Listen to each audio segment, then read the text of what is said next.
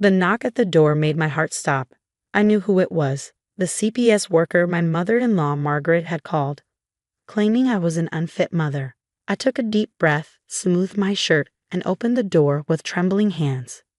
"Mrs. Anderson, I'm Diana Wells from Child Protective Services. We received a concerning report about your children's welfare," the woman said, her expression professional but kind. Behind her, I could see Margaret's silver Mercedes parked across the street, her satisfied smirk visible through the windshield. "My name is Emma Anderson, and at 32, I never imagined I'd be facing a CPS investigation orchestrated by my own mother-in-law. I had 3 children, twins Jack and Sophia, age 4, and baby Lily, just 8 months old. After Lily's birth, I'd struggled with postpartum depression, something I'd been open about with my family while seeking treatment. But Margaret had seen my vulnerability as an opportunity. She'd never approved of me, constantly comparing me to my husband James's first wife who'd passed away before we met. Now she was using my mental health struggles to try and take my children away. "Please come in," I said, stepping aside. The house wasn't perfect. There were toys in the living room and dishes in the sink, but it was clean, safe, and filled with love. The twins were napping upstairs, and Lily was contentedly playing in her playpen.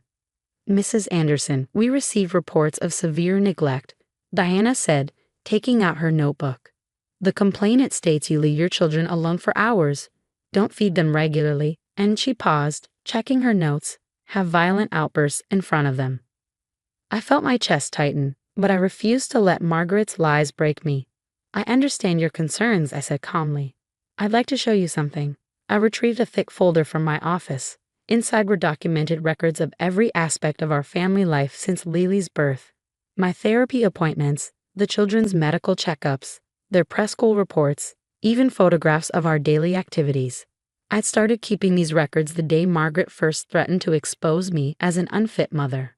"I have postpartum depression," I explained, meeting Diana's eyes. "I've been in treatment for 6 months. My therapist, Dr. Stevens, can verify everything. The children have never been left alone, they're well fed, and they're thriving." Diana spent the next hour thoroughly inspecting our home, checking the kitchen, fully stocked, the children's rooms, clean and organized, and observing my interaction with Lily when she woke from her nap. The twins woke up soon after, running to me with sleepy smiles and eager hugs. "Mama, can we have apple slices?" Sophia asked, while Jack already headed to the kitchen where he knew they were kept in the bottom drawer, their special snack spot. As Diana watched our normal afternoon routine unfold, I could see her initial concern shifting to something else. She'd arrived expecting to find neglected children and a dangerous environment. Instead, she found a loving home with established routines and happy kids. "Mrs. Anderson," Diana said finally, "I have to ask, your mother-in-law made some very specific accusations. Can you tell me about your relationship with her?" I sat down, keeping my voice steady. "Margaret has never accepted me. She believes no one can replace her son's first wife. When I developed postpartum depression, she saw it as proof that I was unfit to be part of this family." I showed Diana the text messages, hundreds of them. Messages where Margaret threatened to take my children away, called me mentally unstable, and promised to save her grandchildren from me. Messages I carefully documented, along with dates and times of every incident. "She stands in our driveway sometimes, taking pictures through our windows," I continued. "She tells the neighbors I'm dangerous. She's tried to convince my husband to leave me, saying the children would be better off with her." Diana's expression grew serious as she reviewed the evidence of Margaret's harassment. "Mrs. Anderson, have you considered filing for a restraining order?" Before I could answer, the front door opened. James was home early from work, his face tight with concern. He'd rushed home after I texted him about the CPS visit. "I'm so sorry I wasn't here sooner," he said, sitting beside me. He turned to Diana. "My mother has been harassing my wife for months. We've tried reasoning with her, setting boundaries, even threatening legal action. Nothing has worked." Diana closed her notebook. "Mr. and Mrs. Anderson, based on what I've seen today, there's no evidence to support the allegations of neglect or abuse. In fact," she paused, looking directly at me, "I'm impressed by the level of documentation and organization you've maintained while dealing with this situation." Through the window, I could see Margaret still sitting in her car, probably waiting to witness my children being taken away. What she didn't know was that her plan was about to backfire spectacularly. However, Diana continued, I am concerned about the pattern of harassment you've documented. False reports to CPS are taken very seriously, especially when they appear to be part of a larger campaign of harassment. James squeezed my hand. What are you suggesting? Diana stood up, straightening her jacket. I'm going to recommend an investigation. Not into Mrs. Anderson's parenting, but into your mother's behavior.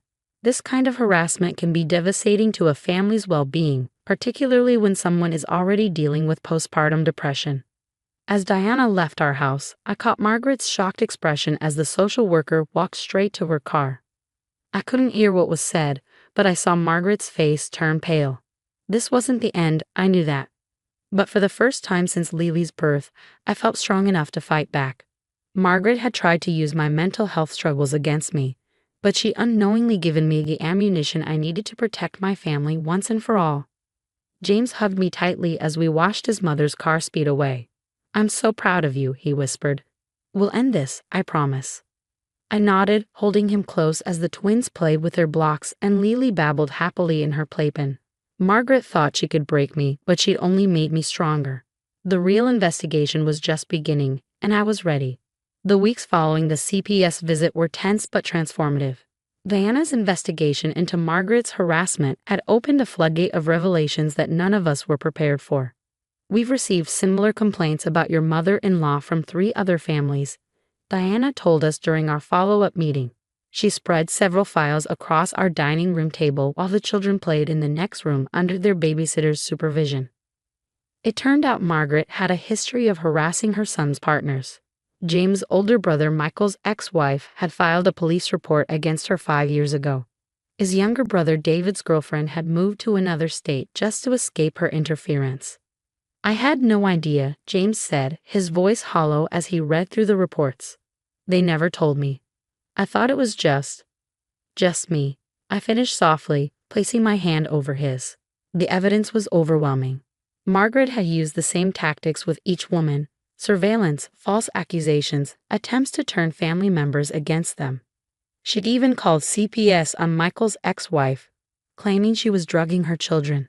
The investigation had proven the allegations false, but the damage to their family had been done. One afternoon, while sorting through old family photos James had brought from his father's house, I found something that made everything click into place. It was a worn envelope containing letters from James's late wife, Anna. James, I called, my hands shaking. I think you need to see this. The letters detailed Anna's own struggles with Margaret's interference. She'd written to her parents about Margaret's constant criticism, her surprise visits, her attempts to control every aspect of their lives. The last letter was dated just 2 weeks before her fatal car accident. I can't take her surveillance anymore, Anna had written. She follows me everywhere, takes pictures, tells everyone I'm unstable. James doesn't see it. He thinks she's just being protective. But I'm scared. Yesterday she threatened to take everything from me if I don't leave on my own. James read the letters in silence, tears streaming down his face. She told me Anna had been acting paranoid, he whispered, that she'd been imagining things. I believed her. Oh God, I believed her. The guilt in his voice broke my heart. I held him as he cried, both of us processing the weight of this revelation. Margaret hadn't just been harassing me. She'd been systematically destroying relationships for years, possibly contributing to the circumstances that led to Anna's accident. Deanna helped us file for a temporary restraining order. The evidence was substantial: the documented harassment, the false CPS report, the pattern of behavior revealed in the other cases, and now Anna's letters. Margaret's response was swift and vicious. She began calling other family members, telling them I had manipulated James into turning against her, that I was using my mental illness to steal her grandchildren. But this time, her tactics didn't work. Michael was the first to reach out. I should have warned you, he said during a long phone call with James. After what happened with Karen, I wanted to pretend it never happened. I'm so sorry. David followed, sharing his own stories of how Margaret had driven away every woman he dated. She always said she was protecting us, he explained. but she was really just controlling us. The family dynamic was shifting. Years of silence were being broken, and Margaret's carefully constructed image of the devoted mother was crumbling. One evening, as I tucked the twins into bed, Sophia asked a question that made my heart ache. "Mama, why doesn't Grandma love us anymore?" I sat on the edge of her bed, choosing my words carefully. "Grandma loves you very much," I said. "But sometimes people show love in ways that aren't healthy. That's why we need to take a break from seeing her for a while." "Because she was mean to you?" Jack asked from his bed. "Yes, sweetheart, and it's important to stand up to people who are mean, even if they're family." As I kissed them goodnight, I realized that this wasn't just about protecting myself anymore. It was about teaching my children about healthy relationships and boundaries, about standing up for what's right even when it's difficult. Later that night, James and I sat on our back porch, watching the stars while Lily slept peacefully inside. "I've called a family therapist," he said quietly, "for all of us. I think we need help processing everything." I squeezed his hand, grateful for how far we'd come. The man who once dismissed his mother's behavior as just her way was now actively working to protect our family and heal from years of manipulation. "We're going to be okay," I said, and for the first time in months, I truly believed it. Diana's investigation was building a strong case, and Margaret's web of control was unraveling thread by thread. But even as we gathered more evidence and support, I knew the hardest part was still to come. Margaret wouldn't give up her control easily, and we needed to be prepared for whatever she might do next. What we didn't expect was that her next move would lead to the most shocking revelation of all, one that would change everything we thought we knew about our family's history. The revelation came on a rainy Tuesday morning. James's father, George, who had remained quietly on the sidelines throughout the ordeal, arrived at our door looking older and more tired than I'd ever seen him. "There's something you need to know," he said, placing a weathered leather journal on our kitchen table. "Something I should have told you years ago." It was Margaret's old diary dating back to when James and his brothers were children. George had found it while cleaning out their attic after the restraining order forced Margaret to move out. "I knew she was controlling," George said, his voice heavy with regret. "But I never understood the extent until I read this. She's been planning these interventions for years." The diary detailed Margaret's systematic approach to controlling her sons' lives. She had actual lists of techniques to use: emotional manipulation, gaslighting, false accusations. She documented every victory when she successfully drove someone away from her children. But the most chilling entry was about Anna's death. "The accident wasn't an accident," George said quietly.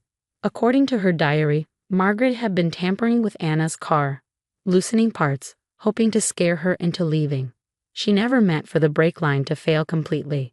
James stumbled back, gripping the counter for support. I felt the room spin as the implications sank in. Margaret hadn't just harassed Anna, she had inadvertently caused her death. Within hours, Diana and the police were at our house. The diary became crucial evidence not just for our case, but for a potential criminal investigation. Margaret was arrested that evening. The news coverage was immediate and overwhelming. "Controlling mother-in-law's harassment leads to criminal charges," read the headlines. Years of manipulative behavior had finally caught up with her. In the midst of the chaos, something unexpected happened. Our community rallied around us. Neighbors who had believed Margaret's lies about me came forward with apologies. Parents from the twins' preschool organized meal trains and playdates to give us time to deal with the legal proceedings. The most profound change was in James. The weight of guilt over not believing Anna, not protecting me sooner, could have crushed him. Instead, it transformed him. "I'm going to make this right," he promised, holding me close one night. Not just for us, but for Anna, for Michael's ex-wife, for everyone she hurt. He organized a support group for families affected by parental manipulation and control. The stories that emerged showed just how many people had suffered in silence, thinking they were alone. My postpartum depression, which Margaret had tried to use against me, became a source of strength. I started speaking at support groups, sharing how documenting everything had ultimately protected our family. The twins, resilient as children often are, adapted to the changes with remarkable grace. Mommy's helping other families, they tell people proudly.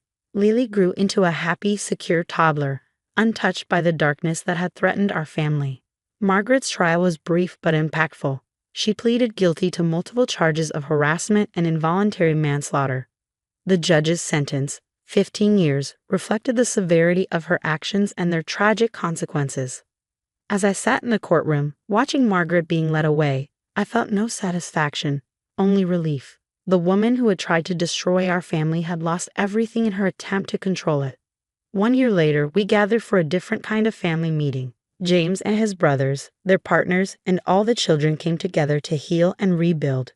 It was messy and emotional, but it was real. No manipulation, no control, just honest love and acceptance. Looking around at our extended family, I realized that Margaret's actions, while intended to tear us apart, had ultimately brought us closer together. We had all learned valuable lessons about standing up for ourselves, supporting each other, and recognizing toxic behavior before it could take root. George, who now spent every Sunday with his grandchildren, making up for lost time, summed it up best. Sometimes the hardest battles lead to the most important victories. As I watched my children play with their cousins, secure in the knowledge that they were safe and loved, I knew he was right. Margaret had tried to break me, claiming I was an unfit mother. Instead, she had helped me become stronger, not just for myself, but for every mother facing similar battles. The CPS investigation she initiated hadn't just cleared my name. It had exposed a truth that needed to be revealed, setting us all free in the process.